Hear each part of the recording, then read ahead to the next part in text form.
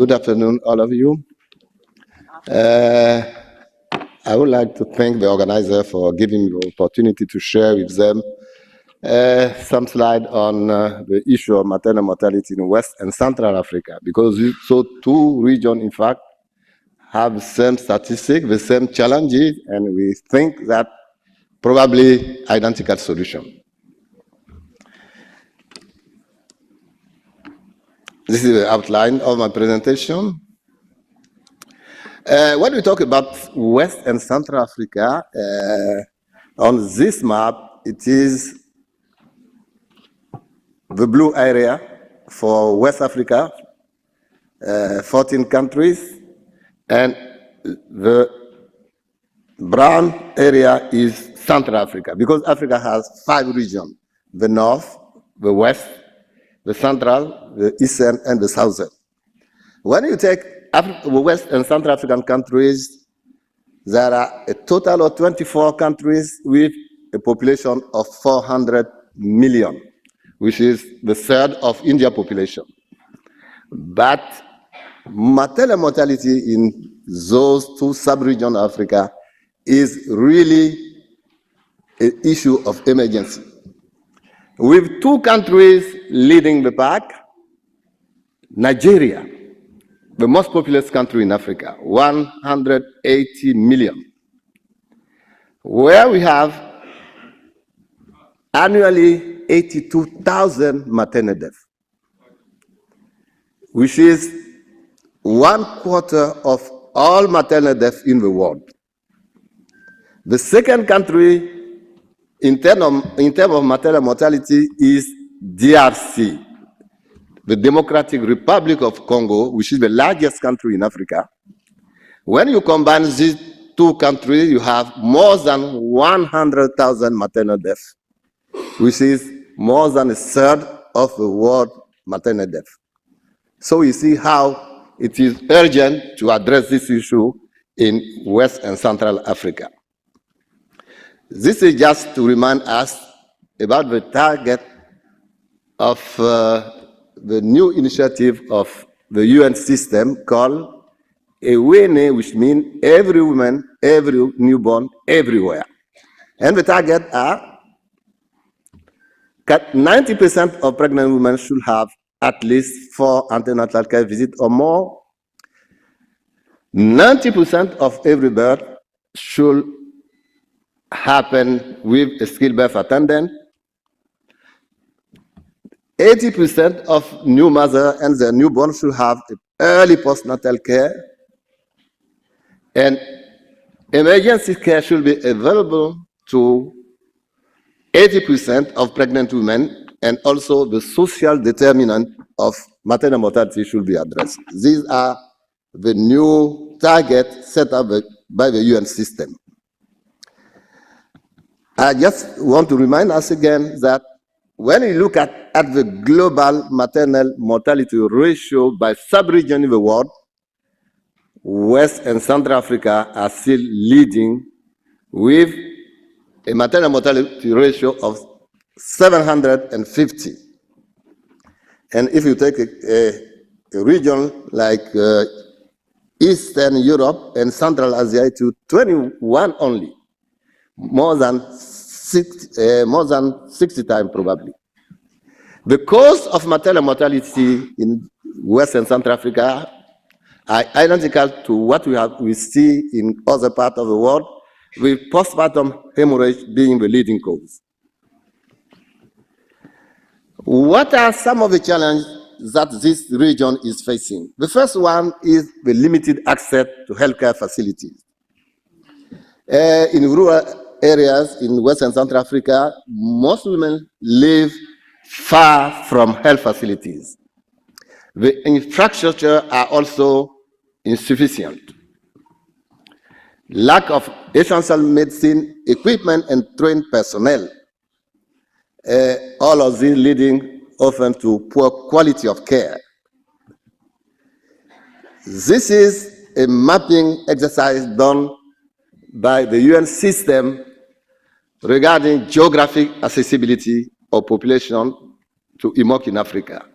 If you take West Africa, here the proportion of population with access to closer facility expect to provide emergency obstetric within 2 hours is really very low. We are talking about expect to provide. In reality, when you take functioning facilities within 2 hours reach of the population, that is even lower. And we know when there is an obstetric emergency, if you cannot reach facilities that can provide the service within 2 hours, it is almost sure that the woman is going to die. We talk about inadequate skilled-birth attendance. There is a chronic shortage of trained midwives, doctors, and nurses. Unfortunately, the few who have been trained, due to low salaries, poor working conditions, they migrate to developed countries. There is also a low performance of family planning program. This is the modern contraceptive prevalence in West and Central Africa. As you can see, except one country, which is Cape Verde, most of them are under 10% of modern contraceptive prevalence. And we know that, as we said, family planning is a lethal weapon for maternal mortality when the prevalence is high. But in those countries, very low modern contraceptive prevalence. Of course, the other side of the low performance of family planning program is the high unmet need for family planning. In most of those countries, it is above 30% of women who want to use, who are not using a family planning method, but they don't want to get pregnant. So there is a huge unmet need for family planning. Of course, we have the financial barriers. In a region where poverty is endemic, there is a high out-of-pocket cost for families when they are dealing with a maternal emergency. We know also there is economic inequality, with rural areas suffering more from these financial barriers. When we look at the budget spent by West and Central African countries, again, beside Cabo Verde, most of those countries are spending less than 50% of their budget on the health sector. We know in 2000, in Nigeria, the African Union has set a target of 15% of the budget. As you can see here, almost none of those countries, as I said, apart from Cape Verde, have reached that target.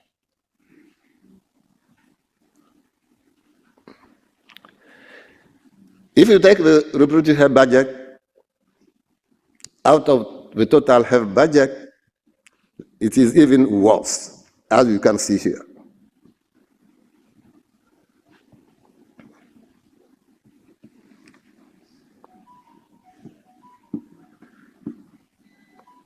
When we examine the cost and finance for maternal newborn health plan, we can see that in West and Central Africa again, 6 countries out of 24 have a costed and financed maternal newborn health plan, which is around 25%. Of course, all of these challenges are embedded in a poor health system and policy implementation. The weak health system cannot deliver good quality of care. That is obvious. We already mentioned the underfunded health budget.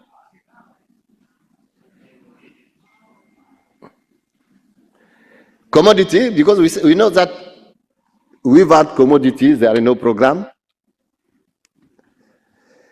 The number of countries in West and Central Africa with mechanisms in place to track availability and stock out of essential drugs for maternal newborn health. When you take a critical drug like MAG sulfate, only 83% of the countries. When it comes to oxytocin, 92, dexamethasone, 75, and oxygen availability, 71. Caffeine citrate for premature, 46, and heat stable carbetocin, which have been introduced recently in a number of countries, only 21% of the countries have budget for that. Regarding maintenance of equipment, that is a critical component of the health system also. Only 66% of the country have a government-led equipment procurement system for maternal newborn health in place. 62% maintenance, availability, and provision of biomedical engineer and technician. Only in West and Central Africa, only 29% of the country have that item. Of course, we have a social, cultural, and political determinant of maternal health that play a critical role also, starting with a lack of respect for women's rights, leading to negative experience, discouraging women from seeking care in health facilities. It's what we call lack of respectful maternity care. Even if we build a state-of-the-art facility, the behavior of the provider discourages women from coming. Another issue is displacement and conflict. Currently in West Africa and Central Africa, there are 4 countries that are affected by war, local insurgency. Those are the Sahel region, with Burkina Faso, Mali, Niger. And in Central Africa, you have Cameroon, you have DRC, where the country has been in war for the last 20 years. That is also a matter of concern regarding maternal mortality. Of course, there are a cultural norm and belief, because in most of those countries, a woman needs to seek permission from her husband before going to a facility, even if he has an emergency. So that is really creating a delay in seeking care. Of course, gender inequality, I already mentioned that women have no decision-making power. It is a man who decides everything. There are a few solutions that we can discuss. The first one is increasing access to quality healthcare through increasing the availability of skilled birth attendants. Some countries are trying to address that by putting in place a policy of task shifting, allowing nurses and midwives to carry out some of the tasks devoted to OBGYN or physician. There is a need also to revamp health facilities, especially in rural areas, to ensure that they are well equipped. We need to improve emergency obstetric care by training and equipping health providers. When those are not possible, we can set up mobile health unit and telemedicine for remote areas. Because there are areas difficult to reach because of mountains, because of rivers and lakes, difficult to cross and to reach the population. Family planning, as we said, it is a lethal weapon for maternal mortality. There is a need to expand family planning services by integrating it into primary healthcare. Every primary healthcare facility should have a family planning component. And educating also women and communities about the benefit of family planning.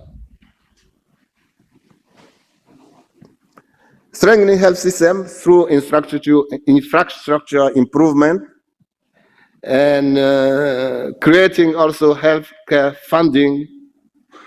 Many governments in that 2 regions of Africa have set up a free maternal newborn healthcare policy, but the policy has yet to be implemented.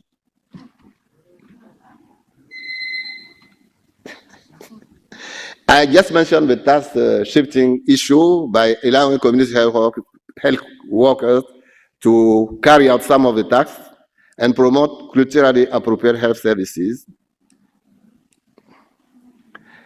I think it is also critical to address the poverty issue because most of these issues we have mentioned are due to poverty.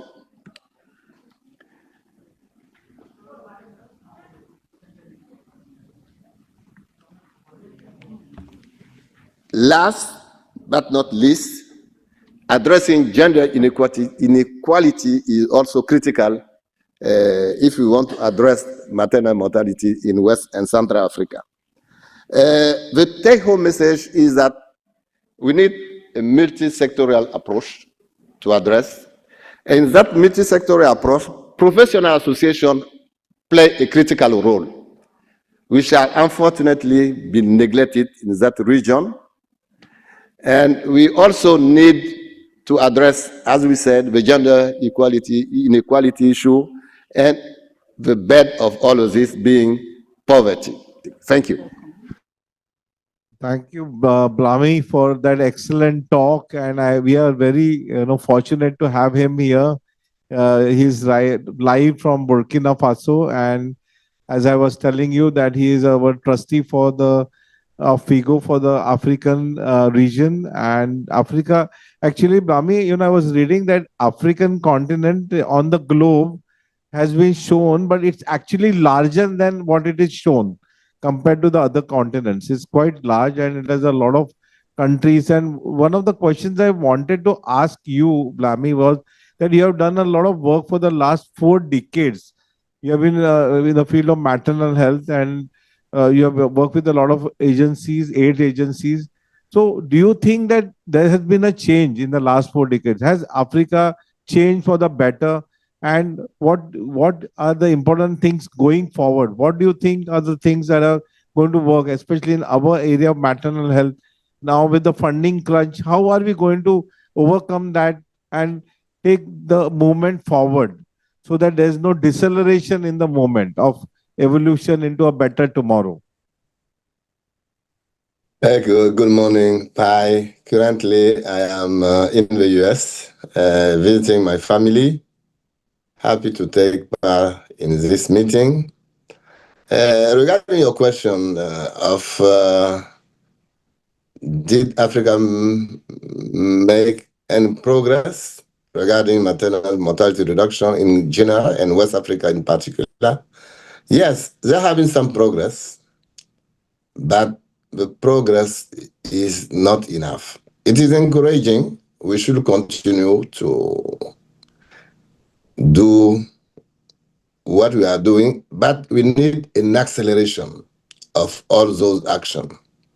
Of course, the recent cut of funding from external donors will necessarily pose a challenge to those countries. But I think it is also an opportunity because we have been talking for many years about domestic funding. This is the time for those countries to really invest in maternal and newborn health. There are no other solution. When you don't have donors funding, you have to do something. And I think it's what is happening. During the last World Health Assembly, there was a panel organized by a number of African countries saying, okay, guys, let's look at domestic funding now. And there are initiatives, because those countries are not poor in reality. They are rich countries. They have a lot of agricultural products. They have a lot of mine, gold, diamond, but it's even political will that need to come on board. Thank you. I think one more thing I personally feel is that we as gynecologists also should put in our effort. Maybe we can, do slightly more sacrifice as well, and, also do give more time. And like I've been also in the Rotary Club many years back, I was a Rotarian, and we always believed in the concept of giving time, and maybe that can, counterbalance the funding cut that we have got. So we need to be more aggressive. Our membership, our other people, other countries, who are well off can be, we can help each other. I feel our help has to come from inside, not from outside. And as you rightly said, that our governments have to understand. In fact, our Indian government has understood it a lot, and a lot of free, the healthcare is really subsidized now, because all the political parties, they realize that one of the important parameters in assessing the progress of nations is maternal mortality. It's a very important variable, and the status of a country is also judged by its maternal mortality. Besides educational status, financial status, all those quality of life, purchasing power, yes, but maternal mortality is also an important parameter to judge a country's position, and every political party has understood it. And I think that, as you rightly said, we need more funding in our program. So I was just telling all our audience, Blami, yesterday we have had a 3,700 registration and nearly 1,900 people were online. Even today, a lot more than 1,000 plus are online listening to the talks, and we are going to have this session kept for next 2 months. So, and as we had done it free of charge, the FIGO trustees, including your good self, had not charge any endorsement fee for this conference, and we are really grateful to the FIGO and all of you for doing the same. And I'm really thankful that on a Sunday morning you have spared your precious time and come here and interacted with us. And just before you, Dr. Piki Saxena, who did the Delphi consensus, was giving a presentation on anemia, and we were planning a meeting in the next 10 days on Zoom, so we can have the final Delphi consensus on anemia, which we will release in the Cape Town. And we, as you had rightly suggested, will come out with a position statement as well. So we will plan that meeting in the near future, and hopefully that will create an impact in the world. Would you like to say some few more words before we go on to the next session? No, no. What I want to stress is the role of professional association. I know FOGSI has a great reputation in India. The government is relying on you. Previously, when I was working for FIGO, we have a collaboration with FOGSI through the EMOC initiative. It went very well. In Africa, we still have yet to have such an impact as a professional association, but we are fighting for that. Thank you very much. Bye. Thank you. Thank you. Africa and India, Asia are brothers or sisters, and we will keep on forging this South, and Latin America, the three South unity in the future as well. Thank you, Blami. Thank you.